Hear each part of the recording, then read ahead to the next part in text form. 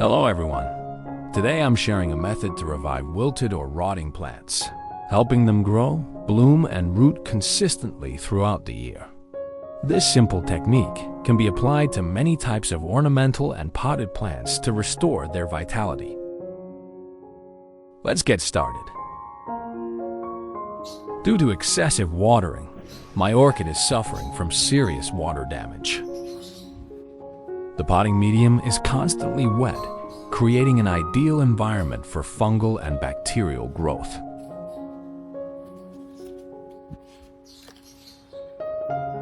The leaves are turning pale yellow, becoming translucent in some areas, and feel mushy when touched, clear symptoms of tissue breakdown. Some lower leaves have already detached at the base, and the stem shows signs of soft rot. Let's remove the plant from the pot to examine the root system and assess the extent of the damage.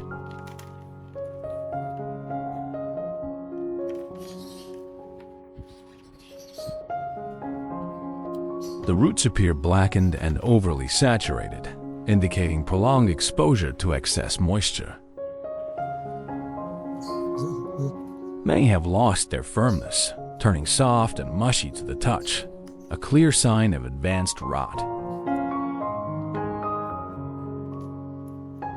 Some sections are already breaking apart with minimal pressure, while others are beginning to peel or detach from the root core.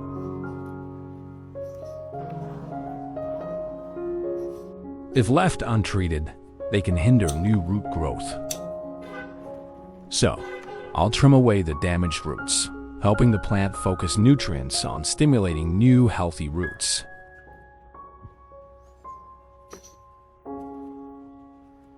Trimming old, worn-out roots not only relieves the plant from supporting weak roots, but also encourages stronger new ones.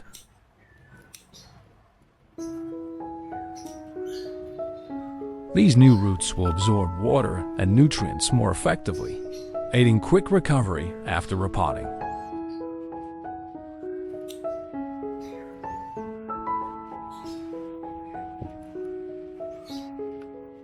Let's trim away all the blackened edges and any slimy or discolored tissue around the base of the stem. This step is essential to prevent the spread of rot and to give the plant a clean surface for recovery. Next, I'll rinse the plant under running water. After trimming the damaged roots, I'll wash the entire plant under running water to remove any remaining dirt. This process thoroughly cleans the roots and base, setting the stage for the plant to adapt to the new medium. Washing also eliminates any bacteria or fungi lingering from the old medium. If left behind, these could continue to grow and harm the plant in its new environment. Let's use a soft cloth to gently dry the plant, focusing on the stem, leaf bases, and any exposed root sections. It's important to absorb as much surface moisture as possible without damaging the tissue.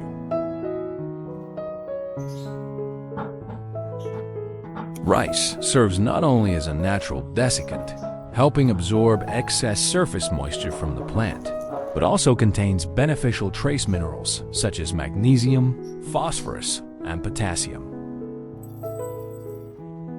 Use 3 tablespoons of uncooked rice as part of the recovery process.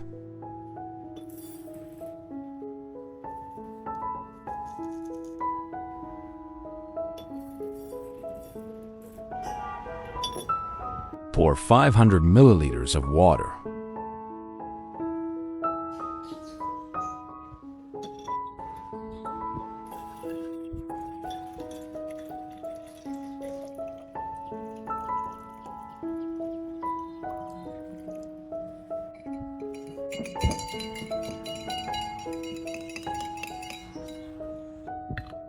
Soak it for 30 minutes.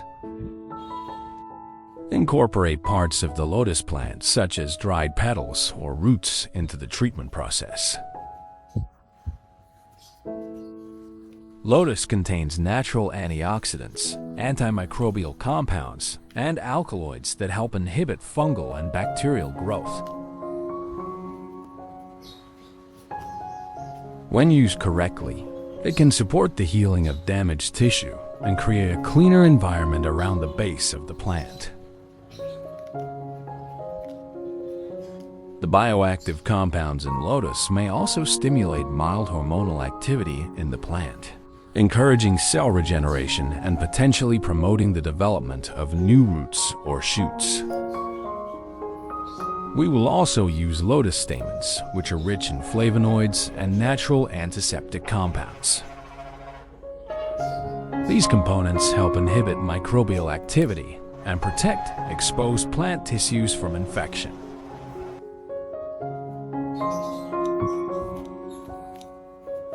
Cut the lotus flower into smaller sections to make it easier to grind.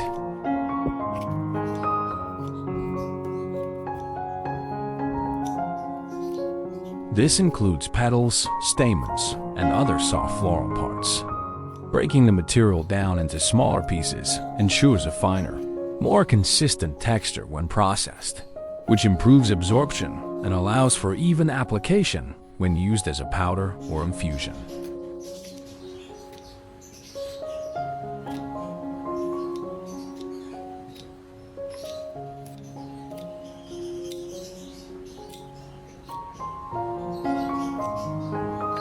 Place the chopped lotus parts into a blender to grind them into a fine, uniform powder.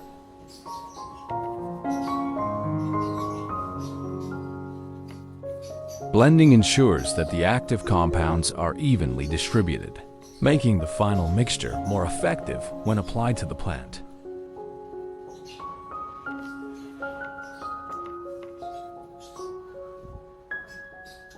A smooth texture also allows better adherence to moist surfaces like stems or exposed roots.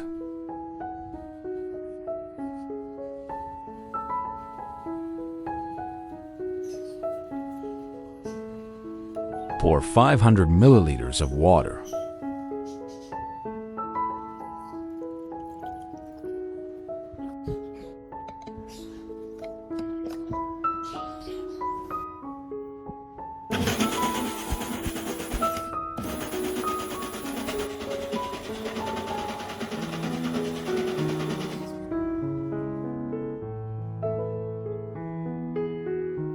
Filter the blended solution through a fine mesh strainer or sieve to separate the liquid extract from any coarse plant residue.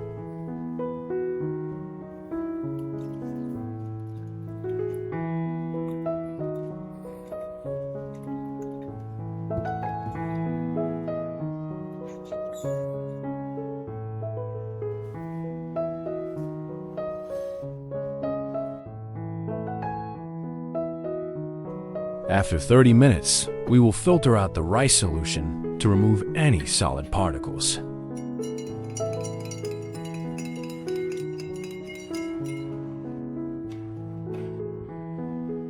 This allows us to collect only the nutrient-rich liquid, which contains starch, trace minerals, and natural compounds beneficial for root recovery and hydration control.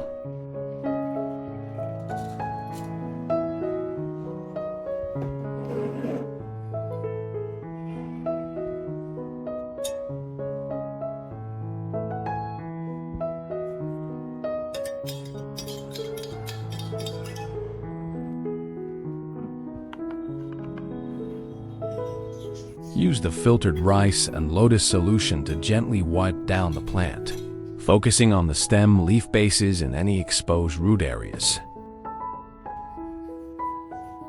Wiping the plant with the rice and lotus solution serves multiple purposes. First, it disinfects the surface by removing lingering bacteria and fungi.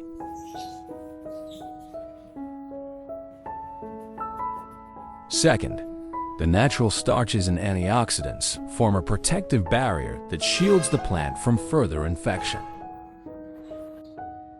Place the plant into the solution while the cut areas are still fresh.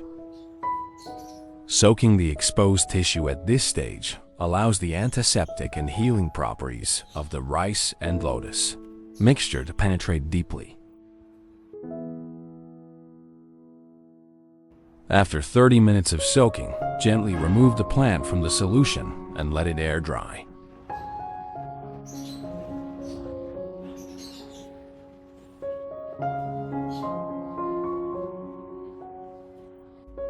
Apply ground cinnamon directly onto the cut or wounded areas of the plant. Cinnamon acts as a natural antifungal and antibacterial agent, helping to seal the wound, prevent infection, and accelerate the drying process. Its powdery texture forms a protective barrier over exposed tissue, reducing the risk of further rot while promoting clean healing. Use baking soda to prepare a soaking solution for pine bark before repotting. Baking soda, or sodium bicarbonate, doesn't provide a wide range of nutrients like fertilizers, but it does offer some useful properties.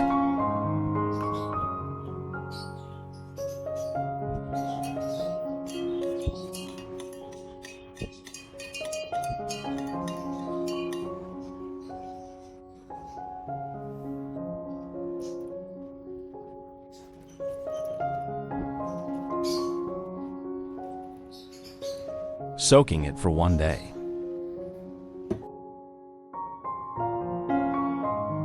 After 1 day, we'll take the plant out for repotting and drain the pine bark that's been soaking. By this point, the bark has been disinfected and its acidity reduced, making it much safer for the recovering roots.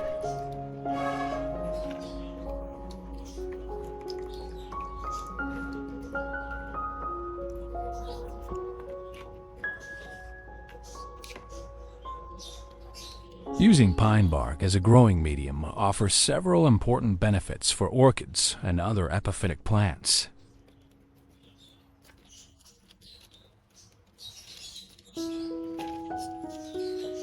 It provides excellent drainage and airflow around the roots, which helps prevent rot and allows oxygen to reach the root system.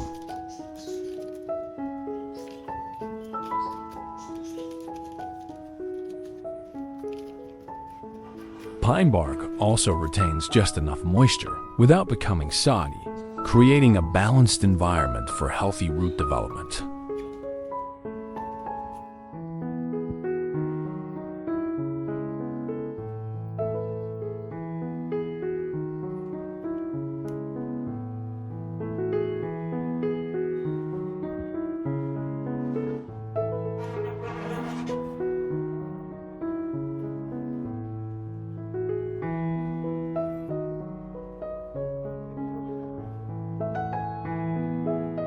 Finally, we'll add a top layer of moss. This helps retain surface moisture, keeps the root zone humid, and protects new root tips from drying out.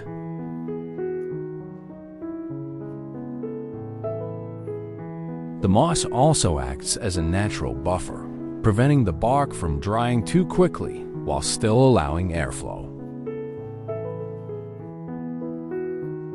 It's especially useful during the recovery phase when the plant is forming new roots.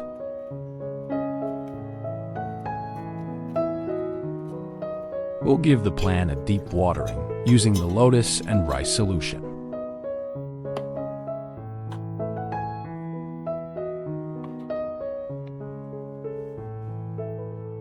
This not only creates a consistently moist environment for the roots to recover, but also delivers natural nutrients and protective compounds directly to the growing medium.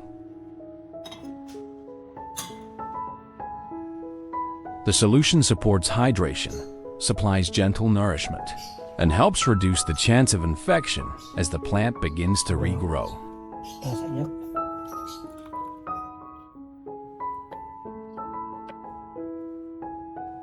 So now we'll take the leftover lotus and rice solution and gently wipe the orchid leaves with it. This isn't just for cleaning. Both lotus and rice contain trace minerals like potassium, phosphorus, and antioxidants that help stimulate cell activity and overall leaf function.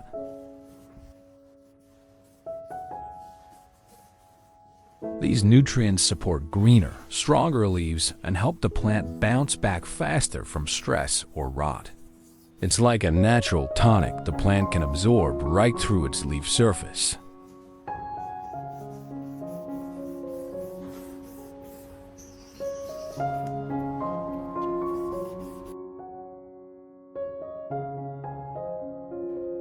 So now, after 28 days, let's take a look at the leaf. You can see that it's still green, vibrant, and healthy overall. There is a slight curling at the edges, which is pretty normal during recovery. It often means the plant is adjusting its moisture balance or reacting to previous stress.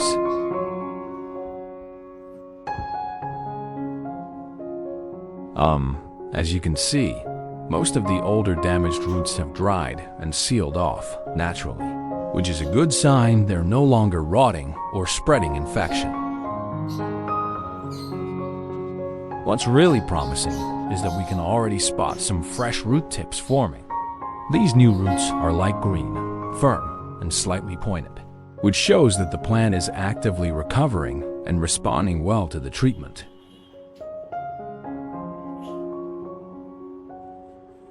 The pine bark is still airy and draining properly, and the light layer of moss on top is holding just enough moisture to support the root zone without making it soggy.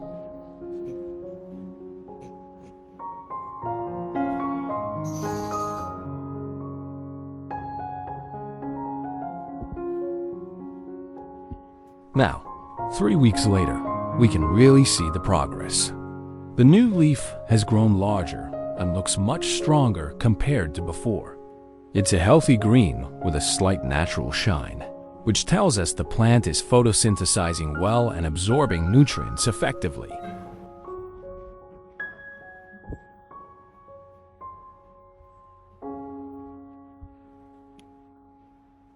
And looking at the roots after 3 weeks, they've clearly made progress. Several new root tips have pushed out. They're bright green, slightly thickened at the ends, and firm to the touch, which shows healthy, active growth. The older roots have stabilized too. They're no longer mushy or discolored, meaning the infection has stopped and the plant has redirected energy into new development. The root zone overall looks balanced, moist but not soggy, so the medium is doing its job keeping airflow and humidity in check. This stage is crucial, and so far the roots are responding exactly as we hoped.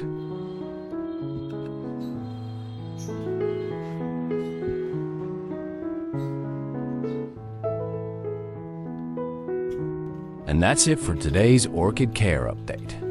Thanks so much for watching and joining me on this journey to healthier, stronger plants.